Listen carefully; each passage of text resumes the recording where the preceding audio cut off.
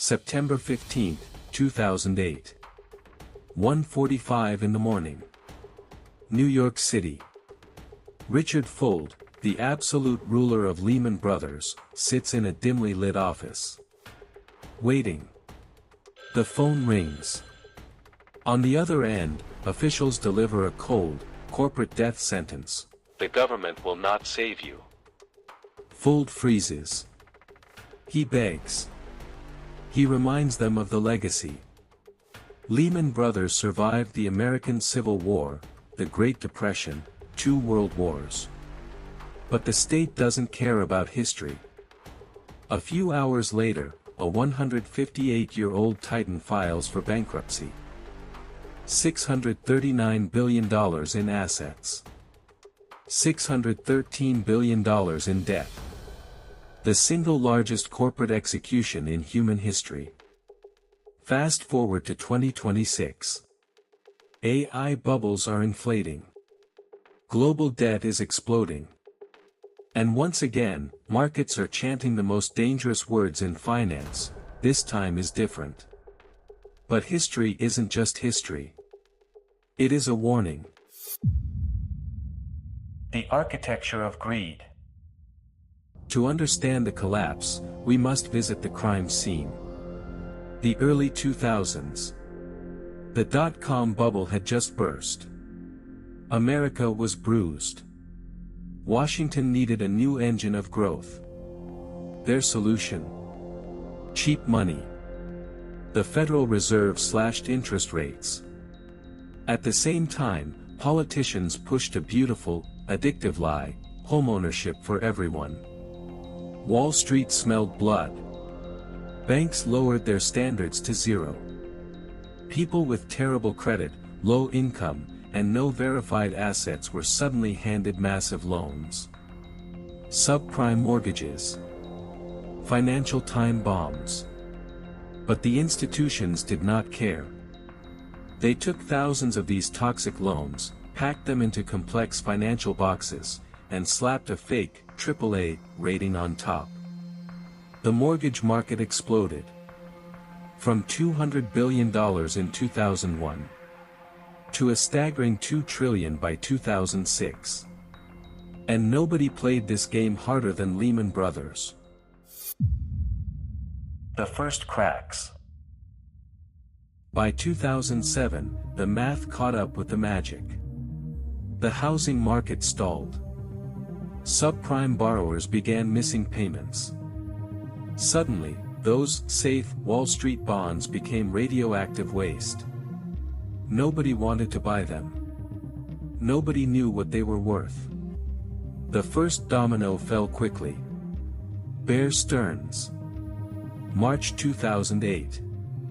In a brutal 48-hour panic, the legendary investment bank crumbled. A year prior, its stock traded at $170. Now, JP Morgan bought its corpse for just $2 a share. Inside Lehman Brothers, arrogance remained intact. In April 2008, executives looked at terrified investors and lied: the worst is behind us. 2 months later, Lehman confessed a $2.8 billion loss. Its first quarterly loss in history. The market lost its faith. And on Wall Street, without faith, you are dead. Moral hazard. Why save Bear Stearns, but let Lehman bleed? By September 2008, public anger was boiling. Main Street was tired of bailing out billionaires. Treasury Secretary Henry Paulson faced a political nightmare. He feared a concept known as moral hazard. If the government rescues every reckless bank, Wall Street will take ultimate risks, knowing the taxpayer will always pay the bill. But there was a darker reality. Lehman was completely toxic. It had no buyer. Bank of America panicked and walked away. Barclays wanted a deal, but British regulators refused to inherit America's garbage. The weekend of September 13th. The most powerful men in finance gathered inside the New York Federal Reserve like a cartel. Emergency meetings dragged through the dead of night. Whispered betrayals. Behind closed doors, the final verdict was cast: no white knight is coming. Let Lehman hang. The systemic virus. Monday morning, September 15, 2008. Lehman Brothers officially filed for Chapter 11 bankruptcy. The Dow Jones instantly plunged over 500 points. But the real catastrophe was invisible. Banks stopped trusting each other. Interbank lending froze completely. Modern capitalism cannot function without credit. The economic engine ran out of oxygen. Panic spread like a contagion. Just 24 hours later, the U.S. government backtracked in pure terror, dropping an $85 billion lifeline to insurance giant AIG. Days later, Washington Mutual collapsed. Weeks later, the entire banking system of Iceland disintegrated.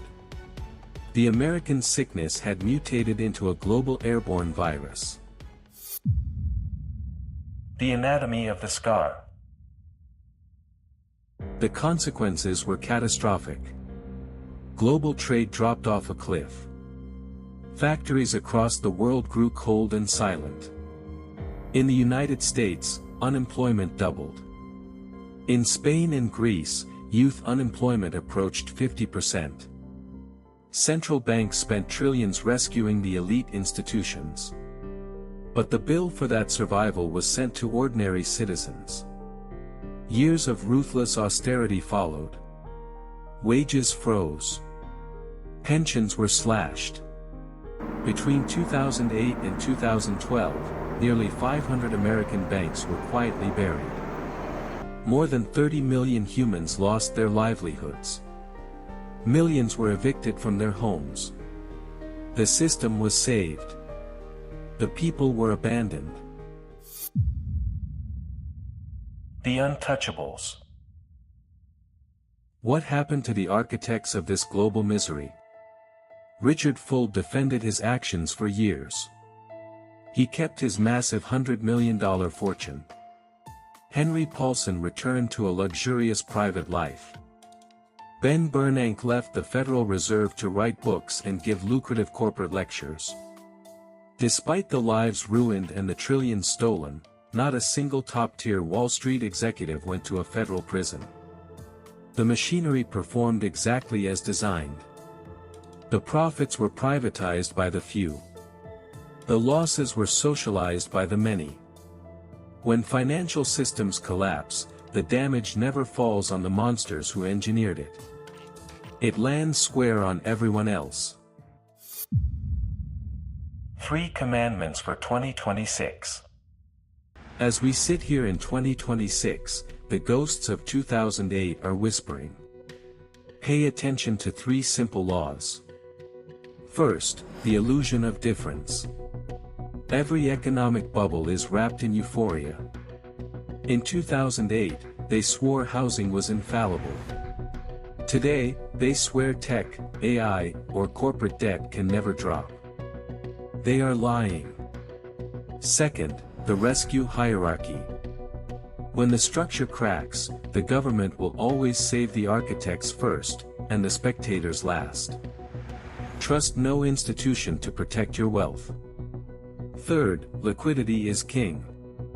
In moments of panic, optimism is completely worthless. Leverage is a weapon that turns against you the second the wind changes. The only individuals who survive a slaughter are the ones who prepared before the panic arrived. The Great Crash was not an act of God. It was a calculated sequence of greed and zero accountability. Next horizon. In 2008, Wall Street bought its salvation with your future. The Lehman Brothers collapse wasn't the end of a crisis. It was just a dress rehearsal. Because the financial elite don't learn from bubbles. They live off them. Watch the numbers. not the headlines. Subscribe, before the next shadow falls.